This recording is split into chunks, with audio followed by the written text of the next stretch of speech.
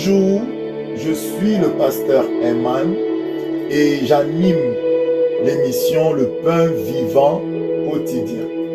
Cette émission est née d'un désir profond qui brûlait dans mon cœur de voir les enfants de Dieu, les enfants du Seigneur Jésus-Christ être enseignés, équipés et qu'ils puissent grandir jusqu'à la stature parfaite de Christ. Et donc cette émission est diffusée tous les jours du lundi au samedi de 7h à 7h30. Sans plus tarder, je vous laisse suivre l'émission. Bonne journée et que Dieu vous bénisse. Bonjour bien-aimés, soyez bénis dans le nom de Jésus. Alors, bienvenue dans votre émission Le Pain Vivant Quotidien. Aujourd'hui, nous allons continuer notre enseignement sur l'héritage spirituel. On est au chapitre 5 de l'autodélivrance, le grand thème, et nous nous trouvons dans l'héritage spirituel. Alors, aujourd'hui, nous allons encore avancer. Je pense qu'il va nous rester peut-être 1 ou 2 épisodes sur ce chapitre-ci, et puis on va passer aux malédictions. Après, on va passer au chapitre qui se nomme la sorcellerie. Après, on va passer au chapitre des objets envoûtés. C'est-à-dire, une maison peut être hantée, on peut faire de la sorcellerie avec des objets. Donc, on va voir tous ces chapitres-là par la grâce de Dieu, si le Seigneur nous donne la vie, puisqu'on ne sait pas de quoi il fait le lendemain. Voilà, donc avant d'aller plus loin, je vais remettre ces moments entre les mains du Seigneur Jésus de Nazareth. Seigneur Père éternel, je te bénis pour ta grâce. Je t'exalte pour ton amour, Seigneur. Papa, parle au travers de moi. Que la parole devienne vie et esprit, Papa, dans le cœur de tes enfants pendant que je vais la libérer. Dans le nom de Jésus, que je diminue et que tu croisses, que la grâce travaille. Dans le nom puissant de Jésus de Nazareth, j'ai ainsi prié. Amen. Alors aujourd'hui, je vais faire un petit résumé de ce qu'on a dit, puisque c'est l'épisode 3. Et puis on va décoller dans les choses sérieuses des héritages spirituels négatifs. Alors, je vais sans plus tarder afficher la parole du Dieu vivant.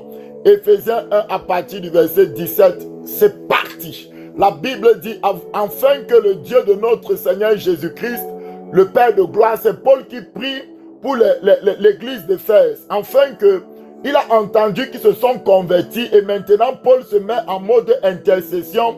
Il se met à prier pour cette église. Pourquoi il se met à prier? La Bible dit, afin que le Seigneur Jésus donne à cette église, aux enfants de cette église, un esprit de sagesse. La sagesse qui vient de l'esprit de révélation. Je vous ai dit que pour voir l'héritage, on a un héritage physique que notre papa peut nous donner, mais ici nous parlons des choses spirituelles.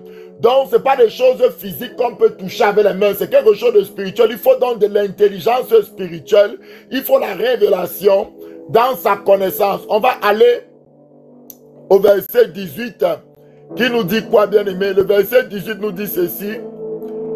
Et qu'il illumine les yeux de votre cœur, c'est ce que je disais, pour que vous sachiez quelle est l'espérance qui s'attache à son appel et quelle est la richesse de la gloire de son héritage qu'il réserve aux saints. Donc, il y a un héritage qui nous est réservé dans les cieux.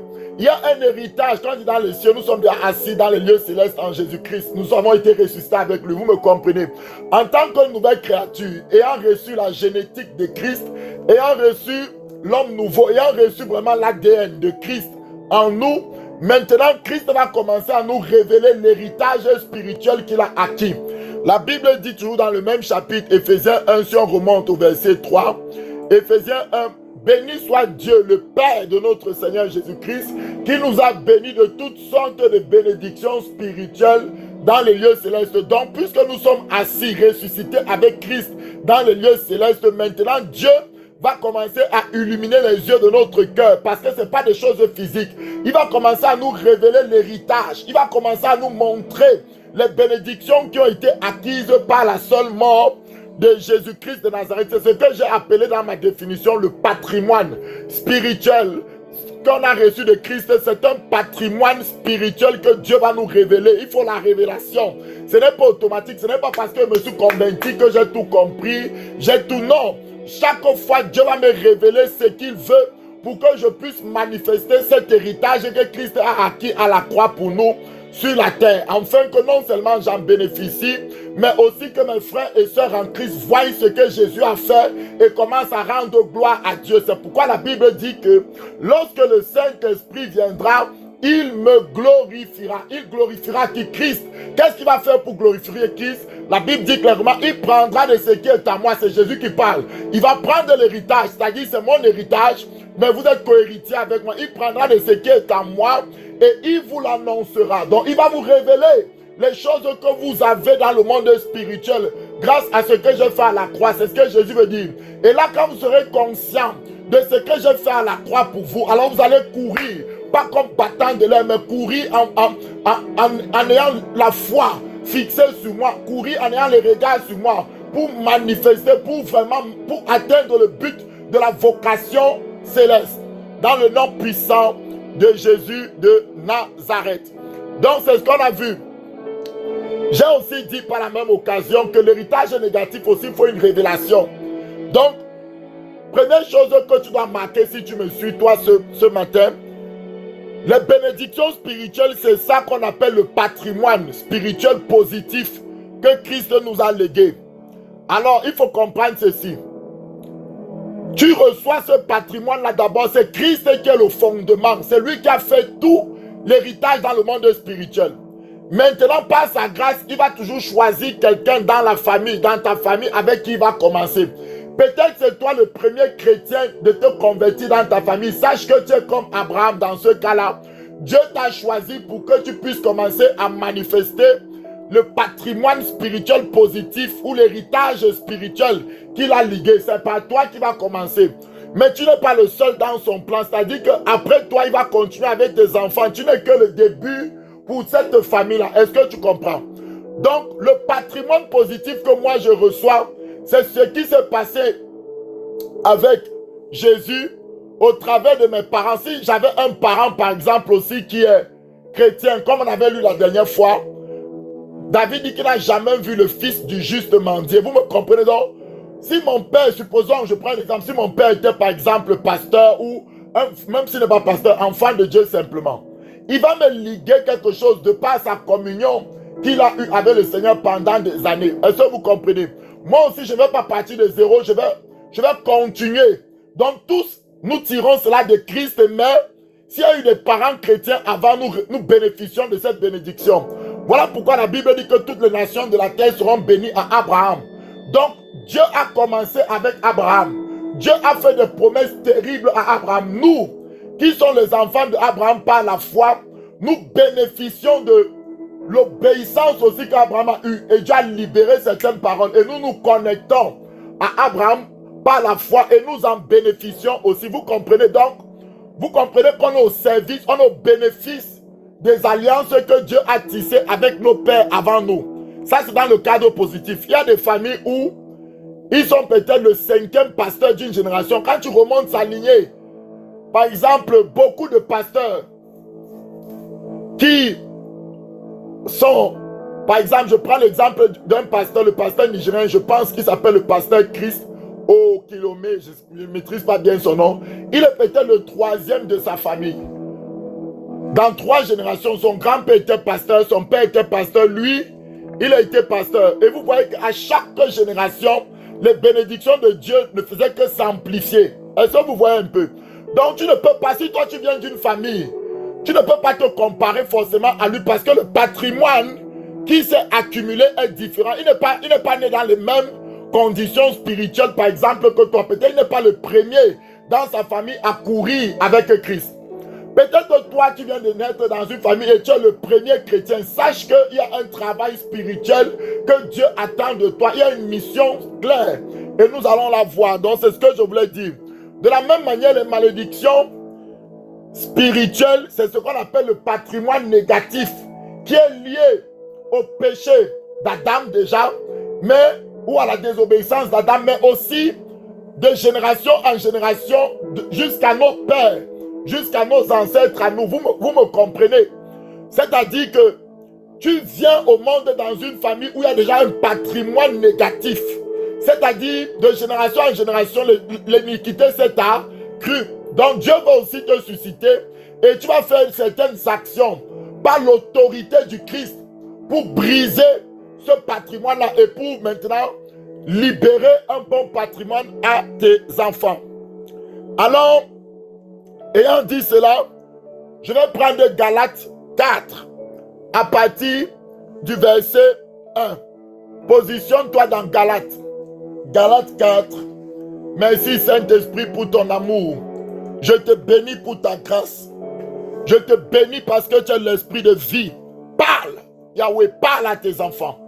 La Bible me dit ici, aussi longtemps que l'héritier, comme tu es en Christ, tu es héritier du patrimoine positif. Donc Dieu va te révéler au fur et à mesure. Écoutez cette phrase. Aussi longtemps que l'héritier est un enfant, je dis qu'il ne diffère en rien d'un esclave, quoi qu'il soit maître de tout. Vous me comprenez, mais qu'est-ce qu'il y a? La Bible dit, mais il est sous des tuteurs, des administrateurs jusqu'au temps marqué par le Père. Ça nous montre que quoi? Dans le côté positif, pour manifester certaines dimensions de l'héritage positif que tu as reçu de Christ, il te faut la croissance spirituelle. Il y a des choses que Dieu va te révéler.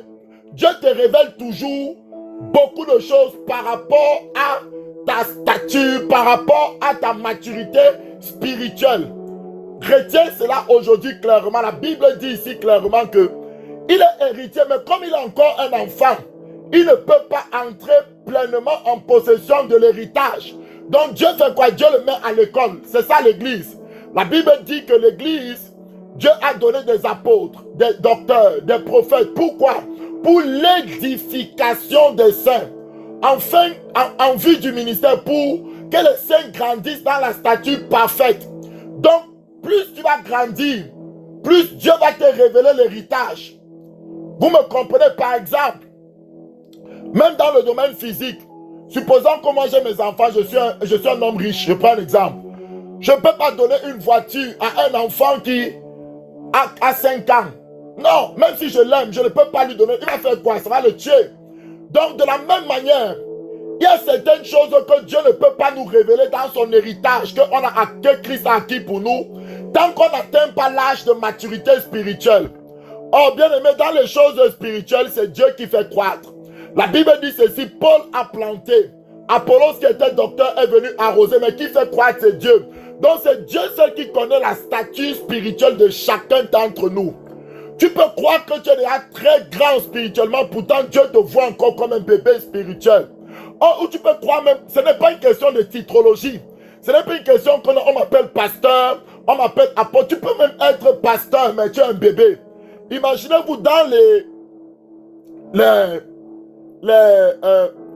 le royaume d'Israël. Il y a eu plusieurs rois qui se sont succédés depuis David, Salomon. Il y a eu certains rois qui sont arrivés au pouvoir à l'âge de 8 ans. Si vous lisez, vous allez voir. Il était roi, il avait le pouvoir, mais il était un bébé. Donc il n'avait pas la capacité nécessaire pour diriger. Alléluia. Donc la croissance spirituelle n'est pas liée au nombre d'années qu'on a à l'église, par exemple.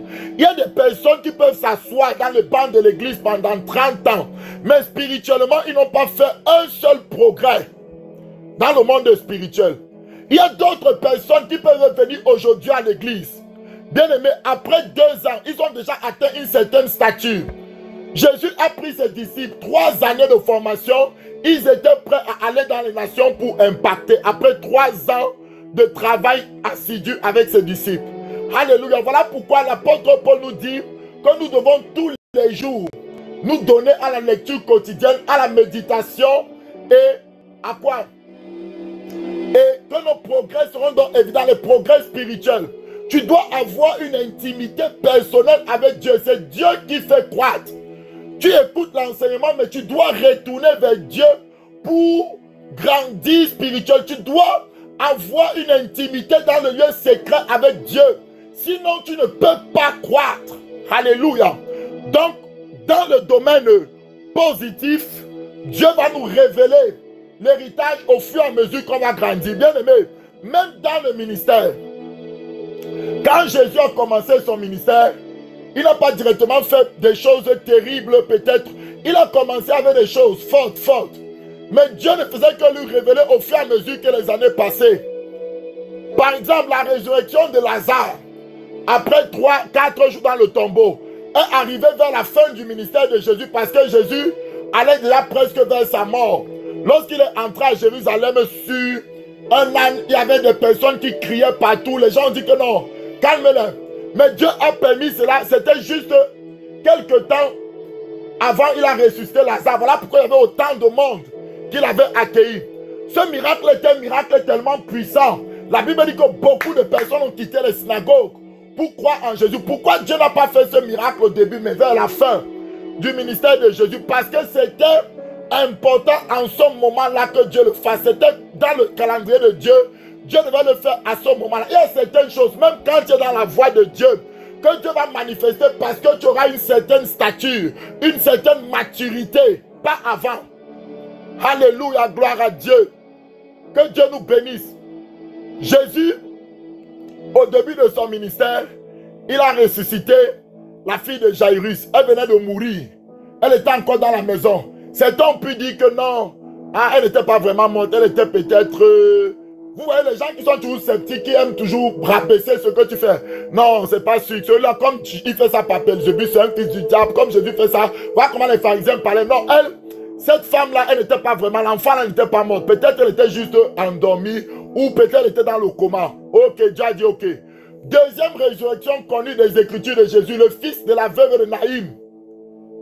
Cette fois-ci, il était mort dans le cercueil, on l'amenait pour l'enterrer. C'est sûr qu'il était mort, Jésus a arrêté. Pape, les pharisiens ont encore dit non, non, peut-être bon, est-ce qu'on a vraiment identifié l'affaire, tout. C'était vers la moitié ou vers le milieu du ministère de Jésus. Dieu a dit il n'y a pas de problème. Dernière résurrection, Dieu a dit enterrer. Enterrer. 4 jours. Tous ont constaté que le gars pourrit déjà. Pape, Lazare est revenu à la vie. Jusqu'à là, les pharisiens voulaient même tuer Lazare qui était ressuscité. Bien aimé. Donc, je vous montre ceci pour montrer même la croissance dans les choses spirituelles. Jésus était en train de manifester l'héritage que le Père avait acquis pour lui dans le monde spirituel sur la terre. Les œuvres qu'il a préparées d'avance, afin que nous les pratiquions. Alléluia, je bénis le Seigneur pour cette parole glorieuse. Alors, bien aimé, regardez, même dans le cas négatif, il y a certaines choses qui ont été scellées dans le monde spirituel qui vont se manifester dans ta vie à un certain niveau de croissance de ta vie. De la même manière, Jésus manifestait des miracles, certains miracles à un certain moment de sa destinée. De la même manière, il y a des choses négatives qui vont commencer à t'arriver lorsque tu vas te marier. Dans l'héritage négatif qui a été transmis, ça va commencer à se manifester lorsque tu veux travailler. Lorsque tu veux te marier, lorsque tu as une promotion, lorsque ces choses se déclenchent. Donc, ça attend une certaine croissance pour entrer en vigueur. Ou un élément déclencheur. Est-ce que vous me comprenez? Alors, aujourd'hui, on va entrer dans quelque chose de très important. Bien aimé, mon but, ce n'était pas forcément d'appuyer tellement sur l'héritage positif. C'était, je prends tout le côté positif pour vous montrer aussi que le négatif existe parce que Satan copie. Maintenant, regarde. Comment reconnaître alors un héritage spirituel négatif dans ma vie? On va prendre un cas clair aujourd'hui et après demain, je vais prendre plusieurs cas. Demain, si Dieu me donne la vie, je vais prendre plusieurs cas demain. Vous allez comprendre, suivez-moi attentivement. On entre dans la révélation des choses pures. Au nom puissant de Jésus de Nazareth. J'ai fait une petite définition pour l'héritage. Je vais l'afficher. Comment reconnaître un héritage spirituel négatif? J'ai dit ceci. Un héritage spirituel négatif s'observe par les problèmes rencontrés dans la famille sur plusieurs générations. Donc, on peut discerner un modèle au fil des générations. Gloire à Dieu. Je vais prendre une étude de cas. Je répète encore. Comme c'est quelque chose de spirituel, il se discerne sur plusieurs générations. Je prends un exemple basique. Dans ta famille, ton grand-père avait le diabète et l'hypertension, par exemple, du côté paternel. Il a accouché des enfants. Dans ces enfants, les hommes, c'est-à-dire que ton père et ses frères, tes oncles, ont tous eu un certain âge le diabète et l'hypertension. C'est la deuxième génération. Sur ta génération à toi maintenant, tu as observé que toi aussi, à un certain âge, toi qui es garçon, fils de ton père, tu as le diabète et l'hypertension. Alors, qu'est-ce qui se passe? Il y a un modèle qui se dessine. Donc, l'héritage spirituel négatif n'est pas le fruit d'un hasard, non. On commence à voir qu'il y a une intelligence. Ça attaque des garçons depuis 3 générations. Je peux remonter depuis mon grand-père, mon père et moi maintenant. Donc, c'est comme si, quand on parle d'intelligence derrière, il y a un esprit donc qui est en train de répéter la même chose de génération en génération. Tu peux comprendre par là qu'il y a donc un héritage. Il y a quelque chose qui a été fait qui a donné le droit à cet esprit. Et comme tu as eu l'intelligence de comprendre ce modèle, maintenant Dieu va t'ouvrir les yeux et tu vas voir où le pacte, ou qu'est-ce qui a fait que cela entre dans la famille. Et dans le nom de Jésus, tu vas briser cela et tu vas mettre fin à partir de toi. Non seulement ta lignée, mais même les autres. Dans la famille, ça va s'arrêter parce que le démon a été délogé de la famille littéralement. Donc même les autres frères qui ne sont pas chrétiens, leurs enfants n'auront plus ce problème parce que toi, tu auras couvert ta famille, amené une certaine délivrance. Est-ce que tu me comprends? Et tes enfants qui vont naître après toi n'auront plus besoin de lutter contre cela. Maintenant, je prends encore un autre exemple pour que vous compreniez. La vidéo va aller jusqu'à 45 à peu près. Donc, c'est très important ce qu'on enseigne ici. Un autre exemple. Supposons que moi ou mon grand-père, supposons qu'il était chrétien. Il s'est converti dans l'héritage négatif. Et par rapport à sa croissance spirituelle qu'il avait avec Dieu, Dieu a permis qu'il puisse détruire le démon. Par exemple, disons le démon de l'idolâtrie dans la famille. Avant, la famille allait trop vers les marabouts, allait trop vers les coutumes. Mais lui, à partir de lui, il a dit non à ces démons-là. Et il a résisté, on l'a persécuté, on l'a même renvoyé, mais il a résisté.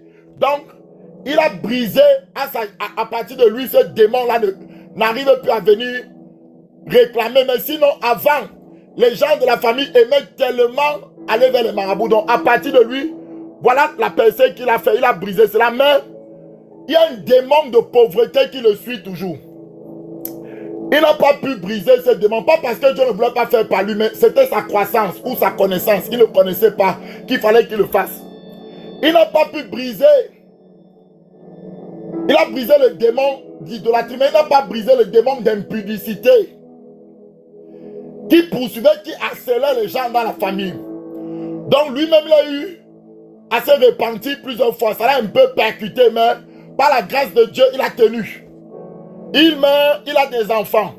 Donc, qu'est-ce qui transmet ses enfants? La justice aussi, c'est bon.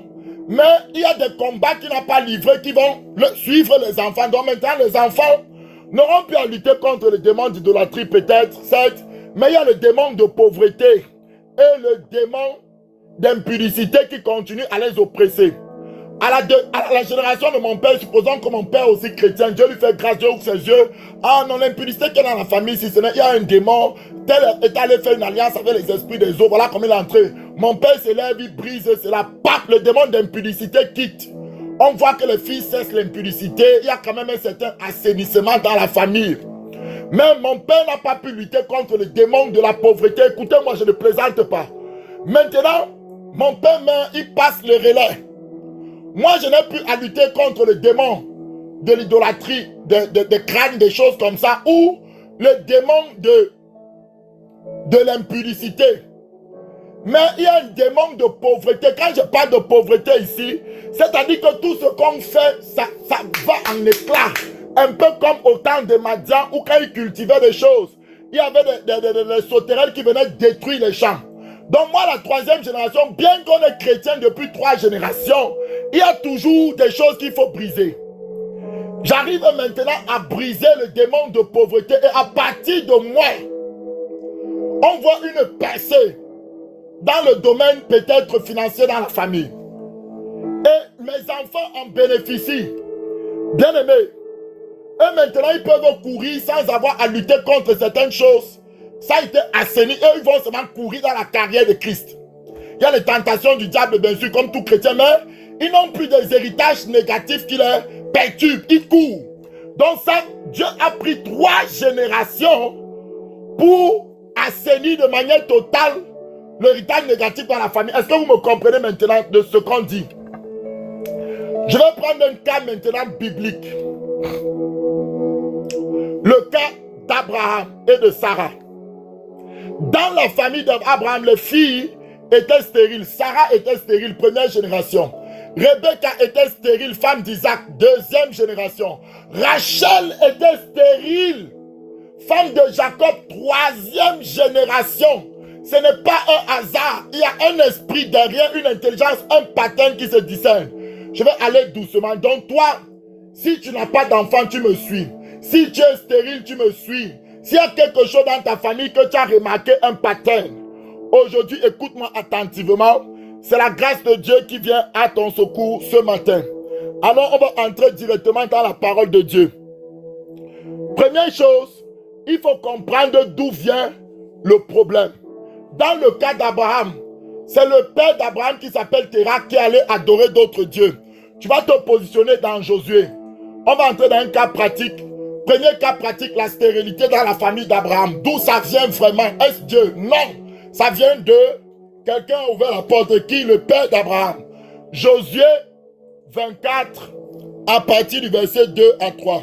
C'est parti pour ce cas-ci. Josué 23, à partir du verset 2 à 3. La Bible dit, Josué dit à tout le peuple, ainsi parle l'Éternel, le Dieu d'Israël. Vos pères, Térak, père d'Abraham, et père de Nacor, habitaient anciennement de l'autre côté du fleuve. Ils servaient d'autres dieux. Donc, qui parle ici? C'est Dieu qui dit à Josué, écoute-moi Josué. Le père d'Abraham, Nacor, le père d'Abraham, Térak, c'est lui. Il a commencé à adorer d'autres dieux. Et à cause de son adoration, là, quelque chose est entré dans sa lignée. Voilà pourquoi dans Genèse 11, si tu vas lire là-bas, on va te dire que Térak a enterré un de ses fils. Donc, il y a l'esprit de mort qui est entré, ce n'est pas tout. Il y a l'esprit de stérilité. Parce que Térak a eu qui? Abraham, premier-né, Nacor, deuxième, et Haran, le troisième. Le troisième est mort. Le père de l'autre est mort. À cause de cette adoration, il adorait sans savoir dans l'ignorance, mais même si tu ne sais pas, Satan vient pour voler, détruire, égorger. Satan a égorgé un des fils du père de Térak. Et la Bible nous reporte ça dans Genèse en disant que ce fils-là est mort en présence de son père. Ça veut dire que Dieu n'avait pas prévu de telles choses. Combien de personnes ont enterré leurs enfants dans des familles à cause de l'adoration de crâne, l'adoration de Marie, l'adoration des vierges? Si tu m'écoutes, tu as des choses, des statues dans ta maison, des masques du village, des écorces, des trucs qu'on t'a donné pour te protéger. Enlève, tu brûles au moment où je parle. Que Dieu nous aide. La Bible nous dit ici que, donc, le père d'Abraham a commencé à adorer d'autres dieux. Conséquence, Abraham est né et le père d'Abraham avait 3 garçons, mais il avait aussi beaucoup de filles. Sarah, comment je connais? Tu vas aller te positionner dans Genèse 20, à partir du verset 11 à 12. Tu sais que Sarah était stérile. Ça au moins ce que tu connais.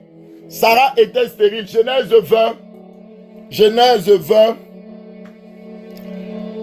20, verset 11 à 12. Saint-Esprit, je te bénis pour ton amour infini. Genèse 20, la Bible dit, Abraham est arrivé ici chez Abimelech. Il a dit à Sarah comme d'habitude, dis que tu es ma soeur, je t'en prie. Parce que comme tu es belle de taille et belle de figure là, on va vouloir me tuer à cause de toi. Abraham répondit donc, il a répondu à Abimelech. Abimelech a dit, mais pourquoi as-tu fait cela? Pourquoi tu m'as menti au sujet de Sarah au lieu de me dire que c'est ta femme? Abraham répondit, je me disais qu'il n'y avait sans doute aucune crainte de Dieu dans ce pays et que l'on me tuera à cause de ma femme. Saint-Esprit, je te bénis pour ton amour.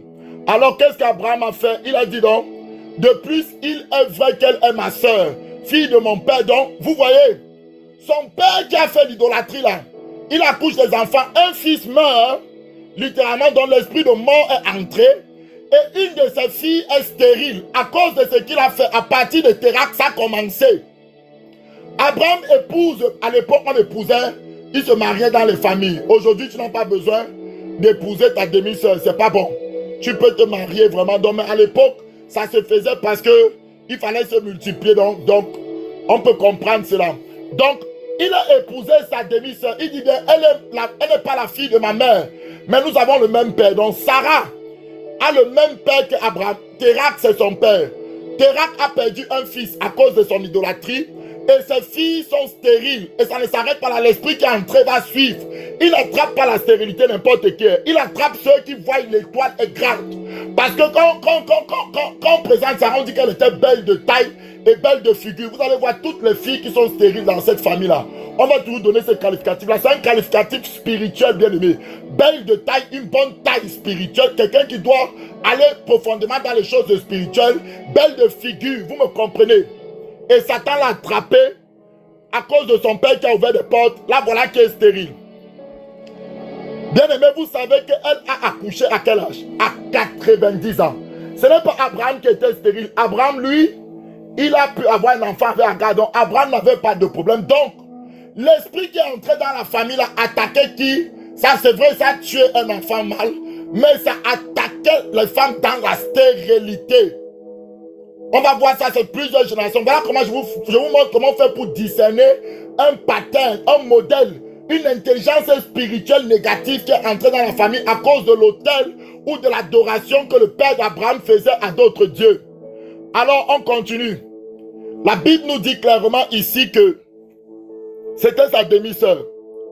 Maintenant, allons deuxième génération. Rebecca. Sarah était vierge, elle n'avait pas connu d'homme. Avant de se marier, à cette époque, c'est comme ça. Mais elle était stérile. Le démon l'avait bloquée à cause de ce que son père a fait. Bien qu'elle était mariée à un homme qui a vu Dieu et qui commençait à marcher avec Dieu, il a fallu à Abraham 25 années pour pouvoir juste même lutter et avoir un enfant. On continue. On va dans Genèse 24, verset 16. On prend Rebecca. On est dans la deuxième génération. On prend Rebecca. Genèse 24, verset 16. Que nous dit la parole sur Rebecca? Rebecca, c'est la femme de Isaac, fils d'Abraham. Écoutez ce que la Bible nous dit. C'était une jeune fille très belle de taille. Très belle de taille et de figure. Elle était vierge, vous voyez. Donc, cette phase, la figure, c'est l'esprit. Donc, elle aussi, elle était vierge, mais un démon de stérilité à cause de l'adoration de son grand-père. Était entrée et l'a localisé. Ça a localisé Sarah. Sarah a pu enfanter Isaac. Maintenant, Isaac veut se marier. On va chercher une femme dans toujours la maison de la famille d'Abraham, du père d'Abraham. On prend une femme là-bas. Elle aussi, elle est bloquée par le même démon. Elle est comment? Stérile. On continue, bien aimé. Tu vas aller dans Genèse 25. Il a fallu 20 ans à Isaac. Abraham a mis plus de temps. Puisqu'Abraham peut-être s'est marié à 40 ans, je ne sais pas, avec Sarah. Donc, il a eu l'enfant en 100 ans, peut-être 60 ans de stérilité. Alléluia. Mais Isaac, au moins, il a lutté contre ces démons-là pendant 20 ans. Écoutez, ici, ça se transmettait parce que, bon, Christ n'était pas encore vraiment mort. Mais aujourd'hui, en Christ, nous avons le pouvoir de chasser ces esprits maléfiques-là. Donc, si Dieu te révèle, tu peux te lever et libérer vraiment ta famille. Et ça sera une victoire qui va se conserver, à moins que quelqu'un d'autre vienne encore adorer et le ramener. Mais toi qui as fait ton travail, tu as déjà chassé, il ne peut plus entrer. Alléluia. Vous savez que quand les juges étaient vivants, au temps des juges, dès qu'ils étaient vivants, ils servaient Dieu, le peuple suivait Dieu. Mais quand ils mouraient, Comme il n'avait pas transmis la connaissance, c'est comme ça que le peuple allait servir d'autres dieux et ramener encore des malédictions. On va aller maintenant dans Genèse 25. On va voir ce qui s'est passé avec Isaac. Genèse 25, verset 19. La Bible nous dit quoi? Voici la postérité d'Isaac, fils d'Abraham. Abraham engendra Isaac. Verset 20. Isaac était âgé de 40 ans quand il prit Rebecca. Donc il a pris Rebecca qu'on a vu qu'elle était vierge. Fille de Bethuel, l'araméen. De Padan, donc fils de Bethuel, il est rentré dans la maison du père d'Abraham et tout. Sœur de Laban l'a mariée. On continue. Verset 21. Isaac implora l'Éternel pour sa femme car elle était stérile. Elle était vierge, mais elle n'avait pas fait les péchés graves, tout ça. Elle était même serviable. Elle a le serviteur d'Abraham, elle était très polie. Elle a nourri les... Elle a donné de l'eau aux chameaux. On parle de Rebecca. Malgré toute sa serviabilité, les démons la bloquaient. Malgré que tu es chrétien, bien-aimé, tu es enfant de Dieu, Dieu te met dans cette chaîne de prière, dans cette émission pour que tu comprennes les réalités de ta vie. Et que tu utilises l'autorité de Christ et tu marches donc réellement sur le serpent, sur le scorpion qui domine dans la famille, afin que rien ne puisse te nuire, rien ne puisse nuire à tes enfants et à ta famille. Je continue. Il a imploré l'Éternel et Dieu l'a exaucé. S'il te plaît, il a épousé cette femme à 40 ans. On va voir quand Dieu l'a exaucé. Je vais vous sauter les détails. Elle est tombée enceinte, elle a eu des jumeaux, mais écoute, c'est à quel âge? C'est quand Dieu l'a exaucé. On va aller directement au verset 26. Je te demande de lire jusqu'au verset 26, mais moi je saute parce que le temps me presse.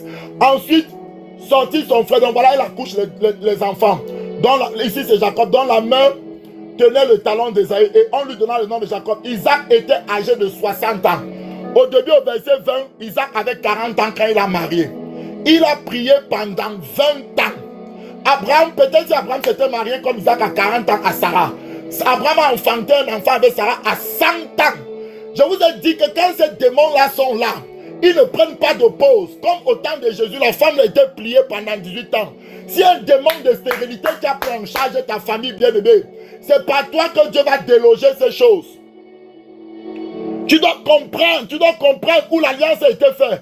Ici, Abraham n'était pas chrétien avec Christ, quoi. Mais si nous, on était dans cette famille, on pouvait voir la lignée. Ah, c'est Terah qui a commencé. Père, au nom de Jésus, tout hôtel que Terah a bâti avec des esprits de mort et de stérilité soit brisé dans le nom de Jésus. Et pape, nous te délogeons. Et si Dieu te montre précisément, te donne une instruction, tu vas faire cet acte-là pour déloger, briser l'hôtel. Voilà pourquoi vous entendez beaucoup d'enseignements sur les hôtels partout. Les gens en profitent pour avoir des gains sordides. C'est une réalité spirituelle, mais ce n'est pas pour autant qu'il faut mentir aux enfants de Dieu pour les effrayer. On a l'autorité pour détruire les hôtels. Même Gédéon s'est levé en pleine nuit pour renverser l'hôtel de son père avant d'aller faire les œuvres de Dieu. Il y a un hôtel que ton père a bâti dans ta famille. Dieu te suscite aujourd'hui pour que tu fasses un travail spirituel. Et les prières de nuit sont souvent importantes. Donc, 20 ans de stérilité. On peut croire que c'est fini. Je prends mon temps parce que je veux enseigner les réalités spirituelles. On tombe à la 3e génération. Rachel. Maintenant, on est quitté d'Abraham, on est quitté d'Isaac. On va tomber sur Jacob. 3e génération aussi du côté. Jacob va épouser toujours dans la même famille une femme qui s'appelle Rachel. Elle aussi, elle aura les bons qualificatifs. On m'a dit qu'elle est belle de taille, belle de figure. Le démon l'a récupérée. Dans la stérilité. Pourquoi? Parce que Jacob est rentré encore dans la maison du père d'Abraham pour chercher une femme. Puisque sa mère a dit que retourne là-bas, chez mon frère, chercher une femme. On va lire. C'est là dans Genèse 29, verset 17. Genèse 29, verset 17. Genèse 29, verset 17. La Bible nous dit ici clairement, Léa avait les yeux délicats, mais Rachel était quoi? Belle de taille et belle de figure. Le démon de stérilité n'a pas bloqué Léa. Mais Rachel avait quelque chose. Comme vous, ce qualificatif, ce n'est pas seulement dans le côté physique. On te parle l'esprit te dit quelque chose de spirituel. La figure représente l'esprit. Donc, le démon là a senti que je vais commencer par elle. Elle, je bloque les filles qui ont des destinées dans cette famille et dans le domaine de la stérilité. Ici, on voit que la lignée de Christ, parce qu'elle devait accoucher un enfant qui devait dominer. Rachel a accouché Joseph et Joseph a sauvé le monde en son temps parce qu'il y avait la famine partout. Grâce à sa spiritualité, grâce à ce que Dieu a fait au travers de lui, le monde entier venait en Égypte pour manger, pas seulement ses frères. Joseph a été très important dans le plan de Dieu. Comme elle devait accoucher un tel enfant, stérilité, Sarah devait accoucher Isaac, par qui Jésus devait venir, puisque Jésus descend la lignée christique. Stérilité. Rebecca devait accoucher Jacob. Stérilité. Maintenant, Rachel va accoucher Joseph. Stérilité, vous allez voir. Et elle était stérile, elle n'a pas pu enfanter. On va aller lire ça. Et maintenant, elle voulait tellement... On peut aller au verset 31 de Genèse 29. Verset 31 de Genèse 29. L'Éternel vit que Léa n'était pas aimée et il a rendu féconde, tandis que Rachel était stérile. Ce n'est pas Dieu qui a bloqué Rachel. Je vous ai expliqué le patrimoine qu'il y a dans cette famille-là qui est entré par Térac. Elle ne pouvait pas enfanter.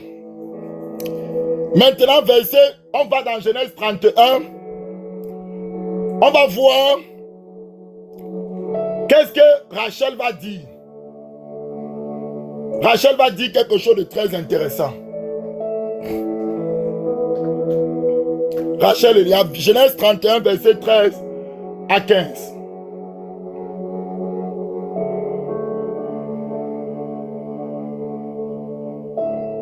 La Bible nous dit ici, maintenant Dieu dit à Jacob de sortir de la maison de Laban. Donc, l'esprit là, c'est l'esprit qui amène la mort, qui amène la servitude, l'esclavage. Tu travailles, tu ne gagnes jamais, tu ne manges jamais ton salaire. Dieu a dû révéler à Jacob comment il pouvait faire pour avoir au moins quelque chose à lui. Et après cela, il est devenu plus riche en bétail que son beau-père Laban. Laban a commencé à le regarder d'un mauvais œil. Dieu a dit, mon frère, si tu es ça, je sors d'ici parce que sinon quelque chose de terrible peut t'arriver. Il est sorti. Dieu peut t'avertir de sortir de certains milieux à cause de la jalousie extrême des gens qui sont là. Alléluia. La Bible dit, Genèse 31, verset 13, je suis le Dieu de Bethel où tu as un monument, où tu m'as fait un vœu. Maintenant, lève-toi, sors de ce pays et retourne au pays de ta naissance. Et il a dit ça à ses femmes, que maintenant Dieu me demande de quitter. Écoutez ce que Rachel dit, Eléa. Rachel répondit, avons-nous encore une part d'héritage dans la maison de notre père? Qu'est-ce qui s'est passé? Dans les maisons d'idolâtrie, vous qui êtes nés dans les maisons d'idolâtrie, est-ce que vous avez des héritages là-bas? Voilà pourquoi Dieu vous dit de quitter ces maisons-là, par des prières, par la consécration. Ne sommes-nous pas regardés par lui comme des étrangers, puisqu'il nous a vendus? Est-ce qu'on n'a pas vendu votre fécondité à des démons? Est-ce qu'on n'a pas vendu votre fécondité à la reine des ciels? Ceux qui adorent les astres, n'ont-ils pas vendu la fécondité de leurs enfants? N'ont-ils pas vendu les grâces de leurs enfants aux esprits des eaux, des forêts, de la terre? Elle dit ici que notre Père nous a vendus et il a mangé, s'il vous plaît, l'argent. Verset 16. Toute la richesse, Dieu a donc ôté, la délivrance, donc ôté pour te remettre. Et maintenant, c'est à nous. On va sauter, je suis pressé parce que le temps nous presse. On va aller dans le verset 19. On va comprendre pourquoi les femmes étaient stériles. Parce qu'elles adoraient comme leur père d'autres dieux. Rachel va voler les téraphimes. Genèse 31, verset 19. Tandis que Laban était allé tondre ses brebis, Rachel déroba les téraphimes de son père. Elle a volé les petits trucs en bois là. L'idolâtrie, comme les statues de Marie. Bien aimé, il y a une statue dans ta maison, enlève. Il y a le chapelet, enlève. Ne cherche pas de représentation, c'est par la foi. Crois en Dieu simplement. Sois simple avec ton Dieu. Enlève ces choses. C'est comme ça que les démons entrent. Dans l'église catholique, on a élevé Marie à la notion de mère de Dieu. En fait, c'est la reine du ciel. Or, je vous ai montré que même pas le lien de sang. Marie n'a aucun lien de sang avec Jésus. Bien qu'on peut dire que c'est sa mère parce qu'elle a élevé Jésus. Mais, bien aimé, si on croit que non. Elle était juste un canal par lequel Dieu est passé. Alléluia. Donc, je reviens ici. Tandis que donc, Rachel était influencée par le Dieu de la maison de son père. Elle était mariée à quelqu'un qui avait des visions, qui voyait des anges. Mais malgré cela, il y avait encore un lien de famille qui la retenait. À cause de cet acte, si elle va mourir en accouchant Benjamin. Parce que Jacob va dire, quand Laban va les poursuivre, que Laban va dire que mais pourquoi avez-vous pris mes dieux? Jacob va dire que c'est impossible. Si quelqu'un fait cela, il mourra. Et il ne savait pas en libérant ces paroles-là que sa femme avait volé les choses. C'est comme ça que quand elle va accoucher le dernier enfant, elle va mourir. Donc Rachel était stérile aussi. J'ai pris la famille de quelqu'un qui est appelé par Dieu. Abraham était prophète. Après la parole, Dieu lui-même dit que à Abimelech, va vers lui car il est prophète, il va prier pour toi. Malgré qu'il était prophète de l'Éternel, il y avait un démon qui était entré dans leur famille et qui poursuivait de génération en génération ses enfants. Voilà pourquoi Christ nous a donné une telle puissance. Gloire à Dieu, nous qui sommes enfants de Dieu, nous pouvons lutter contre ces choses et libérer nos familles. Est-ce que vous comprenez maintenant, bien-aimés? Gloire à Dieu. Je vais m'arrêter ici. Demain, je vais prendre d'autres cas. Dans la Bible, où l'avidité, comment la malédiction est entrée. Je vais prendre plusieurs cas de malédiction et comment ces malédictions peuvent être ôtées. Donc, je m'arrête ici. Il est déjà 44 ou plus.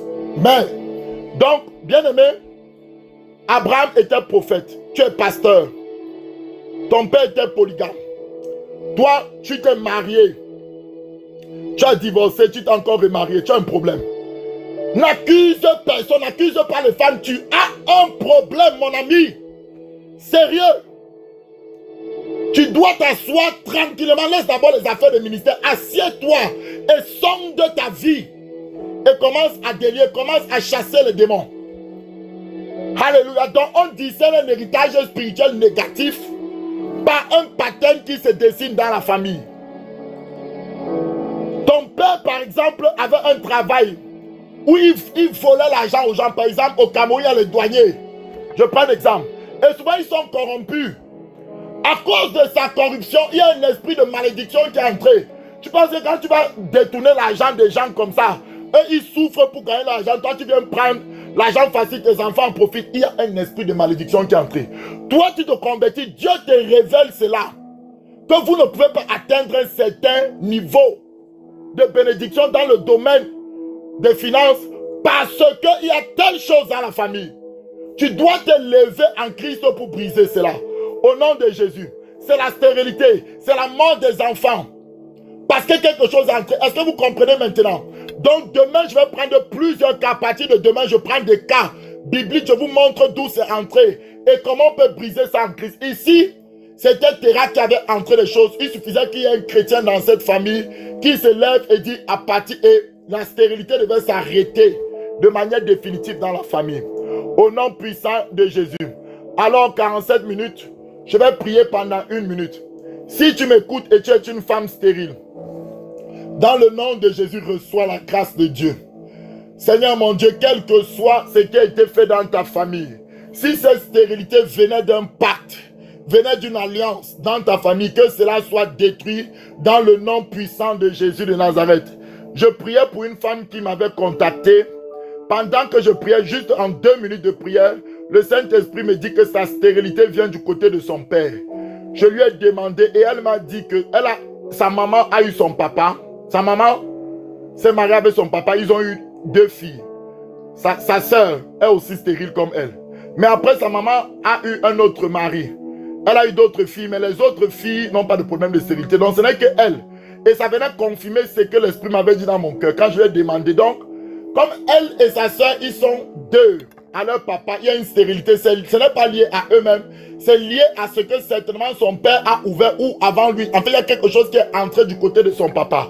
Et dans ce cas-là, il faut que le Saint-Esprit nous révèle qu'est-ce qui s'est passé pour que nos prières soient précises et qu'on puisse briser la chose à l'endroit, exercer notre autorité à l'endroit. Et ça s'arrête et elle pourra forcément enfanter. Il n'y a pas de... Ce n'est pas un mystère extraordinaire. Donc, en Christ, nous avons le pouvoir. Nous avons le Saint-Esprit qui peut nous révéler des choses. Seigneur mon Dieu, je te bénis, je t'exalte pour tout ce que tu fais dans la vie de tes enfants. Au nom puissant de Jésus. Que à partir de cet enseignement, papa, nous nous asseyons dans ta présence pour essayer de comprendre, de voir les patterns qui se discernent dans nos vies. Et que tu nous donnes la révélation pour que nous nous levons spirituellement pour détruire ces choses. Dans le nom puissant de Jésus. prier. Amen. On se retrouve demain pour un nouvel épisode. Soyez bénis. Merci d'avoir suivi cette émission et j'espère vraiment de tout cœur que vous avez été richement bénis. Alors, si vous avez des témoignages, des questions bibliques par rapport à certains sujets, n'oubliez pas de nous écrire à notre adresse mail qui sera mise dans la description de cette vidéo. Et puis, surtout, likez en cliquant sur le pouce, vous likez et vous partagez à vos connaissances, afin que le plus grand nombre puisse être aussi béni. Alors, on se retrouve pour d'autres épisodes. Soyez bénis au nom puissant de Jésus.